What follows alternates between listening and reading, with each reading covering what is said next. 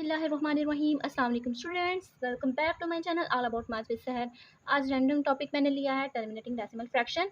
अगर आपको कोई भी टॉपिक में मसला हो रहा है तो आप मुझे जो है वो कमेंट करें, तो मैं आप उसके ऊपर डिटेल से वीडियो बनाऊंगी। तो सबसे पहले मैं आपको terminating decimal and non terminating decimal के बारे में एक्सप्लेन कर देती हूँ कि वो क्या चीज़ है, यानी कि डिफाइन में इसको ब्रीफली करने लगी हूँ। सबसे पहले तो आपने टर्मिनेटिंग में ना कुछ एक चीज़ ढूंढनी है जिससे आपको इसका हिंट मिलेगा कि ये क्या चीज़ है। ठीक है, टर्मिनेटिंग का जो फर्स्ट पार्ट है ना, टर्मिनेट, ठीक हो गया। टर्मिनेट जो है इसका मतलब होता है फिनिश, फिनिश एंड स्टॉप, यानी कि इसका कोई भी मीनिंग आप इस तरह का ले सकते हैं जिससे ये रुक जाता है, स्टॉप हो जाता है या लास्ट हो जाता है, एंड हो जाता है। ठीक है, ये सारे इसके क्या हैं, टर्मिनेट के शॉर्ट फॉर्म है। इसका ये मतलब है कि कोई भी वैल्यू है जब वो फिनिश हो जाती है, लास्ट हो जाती है, तो वो क्या हो जाती है, टर्मिनेट हो जाती है, यानी ख़त्म हो जाती है।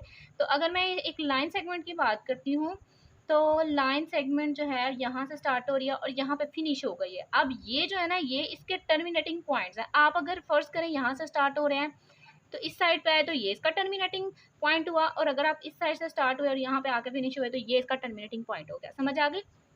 यानी कि जो हमारा एंड कर रहा है वो इसका क्या है, टर्मिनेटिंग पॉइंट हो गया।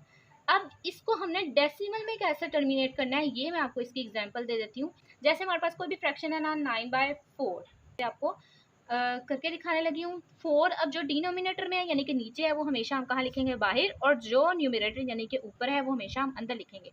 अब आप यहाँ पे ये सोच सकते हैं कि ये उल्ट भी हो सकता है, यानी कि ये ऊपर भी आ सकता है, नीचे भी आ सकता है। ज़रूरी नहीं कि जो हमारा नीचे वाला पोर्शन है वो हमें छोटा ही हो, वो कभी बड़ा हो जाता है, कभी छोटा हो जाता है। सो इससे आपने कंफ्यूज नहीं होना। जो हमें नीचे में नज़र आ रहा है वो हमेशा हमने साइड पे लिखना है, यानी कि बाहर लिखना है, और जो हमारा ऊपर है वो हम हमेशा अंदर लिखेंगे। 4 का टेबल कहाँ तक पढ़े, 9 नहीं आता। 4 1 4, 4 2 8, तो हम 2 यहाँ पे कंसीडर कर लेंगे। 4 2 8 हो गया। 9 में से 8 निकाला तो हमारे पास आ गया 1। अब देखिए यहाँ पे 1 जो है वो छोटा हो गया, डिवाइजर है, यानी कि जिसने डिवाइड करना है उससे ये 1 छोटा है। तो हम यहाँ पे एक ट्रिक यूज़ करेंगे, डेसिमल है जो हम कर रहे हैं ना, तो डेसिमल में ही हमने टर्मिनेट को देखना है।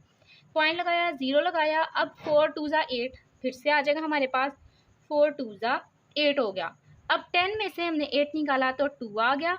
अभी भी ये 4 बड़ा है 2 से, तो हम इस पॉइंट को कंसीडर करते हुए इसको इंक्रीज कर देंगे विद 0। 4 5 हमारे पास आ गया 20। अच्छा ये देखें, ये स्टॉप हो गया डेसिमल, ये जो हमारे पास डेसिमल पॉइंट था ये स्टॉप होके इक्वल टू 0.25, ये स्टॉप हो गया, यानी कि टर्मिनेट हो गया। तो ये जो है ये इसका क्या है, टर्मिनेटिंग पॉइंट है 5 लास्ट वाला। तो हम यहाँ पे लिखेंगे इट इज़ टर्मिनेटिंग। हमें टर्मिनेटिंग की बिल्कुल समझ आ गई कि जो स्टॉप हो जाता है, लास्ट हो जाता है, एंड हो जाता है विद नंबर्स, वो हमारा टर्मिनेट हो गया। अब इसके ऑपोजिट जो है वो क्या है, नॉन टर्मिनेट।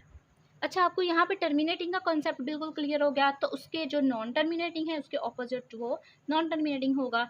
यानी कि non terminating, not finish, not ending, not last, stop, not stop, यानी कि कोई चीज़ ऐसी है जो रुकने वाली नहीं है। तो नॉन टर्मिनेटिंग जो है वो इस कंसेप्ट में आ जाता है, नॉन टर्मिनेटिंग। अब टर्मिनेट से मैंने आपको पहले ही एक्सप्लेन कर दिया कि टर्मिनेट जो स्टॉप हो जाती है, एंड नॉन टर्मिनेट जो है वो नॉट स्टॉप, यानी कि जो इसमें है वो अपोजिट हो जाएंगे हमारे। ठीक हो गया?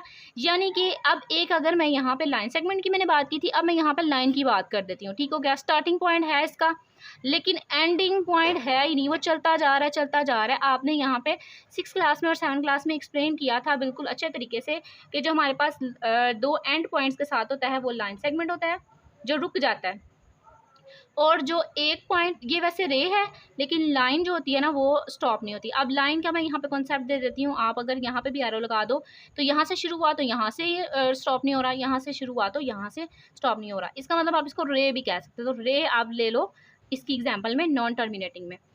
अगर यहाँ पे मैं कोई और एग्जाम्पल ले लूँ, जैसे कि हमारे पास आ गया यहाँ पे हम ले लेते हैं 1/3 ले 3। अब जो है वो नीचे है तो हम हमेशा उसको क्या लिखेंगे, बाहर लिखेंगे, और 1 हमारे पास छोटा है तो हम इसको हमेशा अंदर लिखेंगे। यहाँ पे 3 बड़ा है और 1 छोटा है, तो हम यहाँ पे क्या करेंगे, 0 लगा के पॉइंट लगाएंगे, और इस पॉइंट को यूज़ करते हुए यहाँ पे हम 0 लगा के इसको बढ़ा देंगे।